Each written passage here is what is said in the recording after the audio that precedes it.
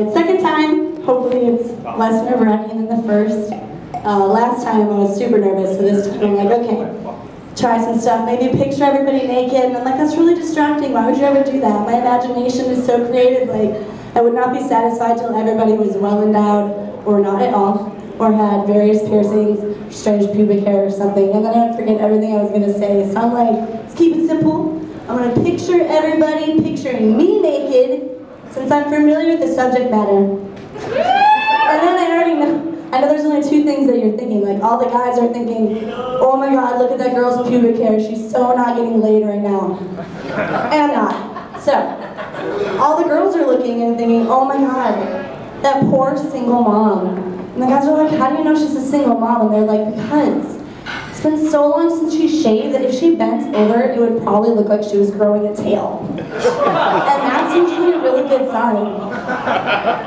So I talk about my kid a lot because that's really all I do right now. It's kind of my life. So I was super stoked to find out that I was accidentally pregnant at 25 with the spawn of, you know, like a rageaholic man-child, 12 years my senior. But, you know, didn't really have a choice. Well, I had a choice. I'm pro-choice. Women's body, you know, our rights. You don't fuck with women's rights.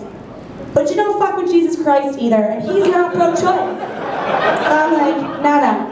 The rest of the baby killers can go into hell. And, you know, sit there pro-choice out and sweat that shit out in eternal damnation. Like, I'm gonna do diapers, terrible twos, hormonal teenagers, instead of getting taken from behind by Satan for the rest of eternity. So that was my choice. God, look at me bust out my notes now. Like, there's a note in there. Like, all I can picture is myself getting taken from behind by a guy with, like, horns. And, oh yeah. So, whoa, that was hot. So it's super fun being a young mom. I have my whole life ahead of me after all of this is over. And, I've actually been called a MILF a couple times. Yeah. I have no idea what that meant, but I'm very aware of this fact that guys think young moms have somehow done structural damage to their... So, when I was called a MILF, I'm like, what is that? Like some derogatory fucking acronym about my huge vagina? Fuck you. And it wasn't until later that I realized after re-entering the dating pool, MILF stands for Mom I'd Like to Fuck Over. Fuck you. Seriously, what's up with these guys, dude? You're a single mom. If I was in the animal kingdom, I would probably give off a scent similar to that of a wounded animal. I swear to God, I see guys coming around me and they're like, oh my god, what is that? That's low self-esteem? Exhaustion? Oh my god, I smell vulnerability. I smell it, it's somewhere.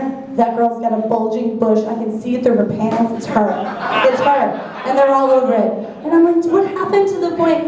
We used to be able to like tell guys to fuck off, or, you know, get out of your douchebag or whatever, you know? And now we're super concerned about being nice. And we have to get creative. And instead of doing that, I usually start off with like, oh yeah, I have a kid. And he's like, what's wrong? I'm like, oh, everything went great, but my vagina didn't make it.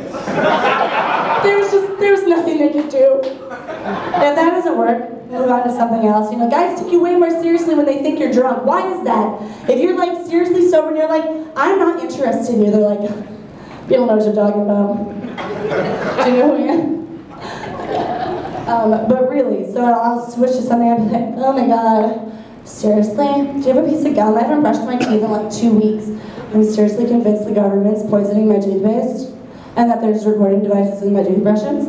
Or I might say something like, I don't have any famous people in my family or anything like that, but we do have the last documented case of leprosy in the United States.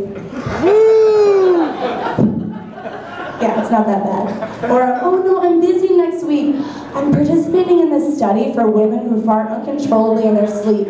And this could really be my last hope. So, I'm gonna go to that instead. Or I'll pull this one out.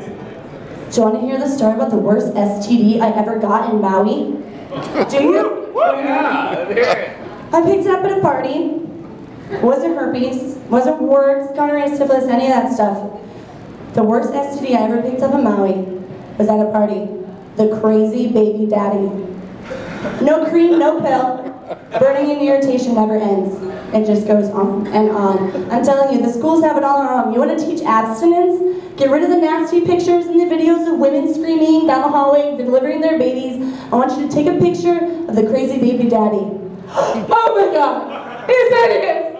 Don't, just put it away. And then I want you to staple a condom to that thing and hand it out at the door.